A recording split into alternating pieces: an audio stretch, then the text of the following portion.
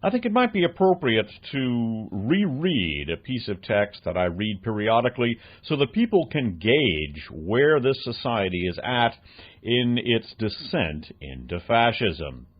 This passage comes from They Thought They Were Free, the Germans 1933-45 by Milton Mayer, published in softcover by the University of Chicago Press. And the passage I'm about to read is a section of Milton Mayer's interview with a German university professor who was opposed to Hitler and who lived through the rise and reign of Adolf Hitler. And he describes that experience in detail. Quote, "The dictatorship and the whole process of its coming into being was above all diverting. It provided an excuse not to think for people who didn't want to think anyway. I do not speak of your little men, unquote, your Baker and so on. I speak of my colleagues and myself, learned men, mind you. Most of us did not want to think about fundamental things and never had. There was no need to. Nazism gave us some dreadful fundamental things to think about. We were decent people and kept us so busy with continuous changes and crises, unquote, and so fascinated, yes, fascinated by the machinations of the national enemies without and within, that we had no time to think about these things that were growing little by little around us. Each step was so small, so inconsequential, so well explained, or on occasion regretted, unquote, that unless one were detached from the whole process from the beginning, unless one understood what the whole thing was in principle, what all these little measures, unquote, that no patriotic German, unquote, could resent must someday lead to, one no more saw it developing from day to day than a farmer in his field sees the corn growing. One day, it's over his head.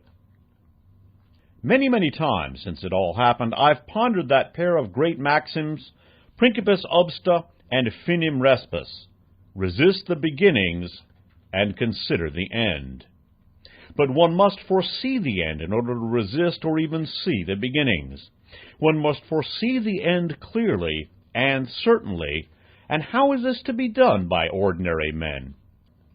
Pastor Niemöller spoke for the thousands and thousands of men like me when he spoke too modestly of himself and said that when the Nazis attacked the communists, he was a little uneasy, but after all, he was not a communist, and so he did nothing. And then the schools, the press, the Jews, and so on, and he was always uneasier, but still he did nothing. And then they attacked the church, and he was a churchman, and he did something, but then it was too late. Yes, I said. You see, my colleague went on, one doesn't see exactly where or how to move. Believe me, this is true. Each act, each shocking occasion is worse than the last, but only a little worse. You wait for the next and the next. You wait for that one great shocking occasion, thinking that others, when such a shock comes, will join with you in resisting somehow. You don't want to act or even talk alone. You don't want to go out of your way to make trouble, unquote. Why not? Well, you're not in the habit of doing it, and it's not just fear of standing alone that restrains you. It's also genuine uncertainty. Uncertainty is a very important factor, and instead of decreasing as time goes on, it grows. Outside, in the streets, in the general community, everyone, unquote, is happy. One hears no protest and certainly sees none. You know, in France or Italy, there would be slogans against the government painted on walls and fences. In Germany, outside the great cities, perhaps, there is not even this. In the university community, in your own community, you speak privately to your colleagues, some of whom certainly feel as you do, but what do they say? They say, it's not so bad, or you're seeing things, or you're an alarmist, or in contemporary parlance, you're paranoid or a conspiracy theorist. Continuing. And you are an alarmist. You're saying that this must lead to this, and you can't prove it. These are the beginnings, yes, but how do you know for sure when you don't know the end, and how do you know or even surmise the end? On the one hand, your enemies, the law, the regime, the party, intimidate you. On the other, your colleagues pooh-pooh you as pessimistic or even neurotic. You are left with your close friends who are, naturally, people who have always thought as you have. But your friends are fewer now. Some have drifted off somewhere or submerged themselves in their work. You no longer see as many as you did at meetings or gatherings. Informal groups become smaller, attendance drops off in little organizations, and the organizations themselves wither. Now, in small gatherings of your oldest friends, you feel that you're talking to yourselves, that you're isolated from the reality of things. This weakens your confidence still further and serves as a further deterrent to what? It's clear all the time that if you're going to do anything, you must make an occasion to do it, and then you are obviously a troublemaker. So you wait and you wait. But the one great shocking occasion when tens or hundreds or thousands will join with you never comes. That's the difficulty. If the last and worst act of the whole regime had come immediately after the first and smallest, thousands, yes, millions would have been sufficiently shocked if, let's say, the gassing of the Jews in 43 had come immediately after the German firm stickers on the windows of non-Jewish shops in 33. But of course, this isn't the way it happens.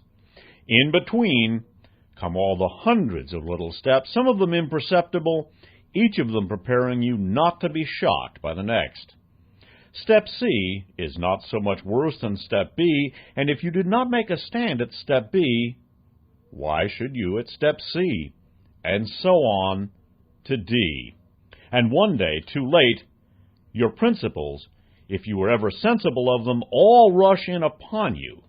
The burden of self-deception has grown too heavy, and some minor incident, in my case my little boy, hardly more than a baby, saying, "Jew swine," collapses it all at once, and you see that everything has changed and changed completely under your nose. The world you live in, your nation, your people, is not the world you were born in at all. The forms are all there, all untouched, all reassuring, the houses, the shops, the jobs, the meal times, the visits, the concerts, the cinema, the holidays. But the spirit, which you never noticed because you made the lifelong mistake of identifying it with the forms, is changed. Now you live in a world of hate and fear, and the people who hate and fear don't even know it themselves. When everyone is transformed, no one is transformed. Life is a continuing process, a flow, not a succession of acts and events at all. It is flowed to a new level, carrying you with it without any effort on your part. On this new level, you have been living more comfortably every day with new morals and new principles. You have accepted things that your father, even in Germany, could not have imagined. Suddenly, it all comes down, all at once. You see what you are, what you have done, or, more accurately, what you haven't done, for that was all that was required of most of us, that we do nothing. Unquote. Well, that's what it was like for a German university professor, somebody who didn't like Hitler, and you should sit and reflect on how much that applies to what is going on today. And I would suggest that for the vast majority of you who have done nothing, there are many of you who listen, but most of you do nothing, I would suggest you begin doing things.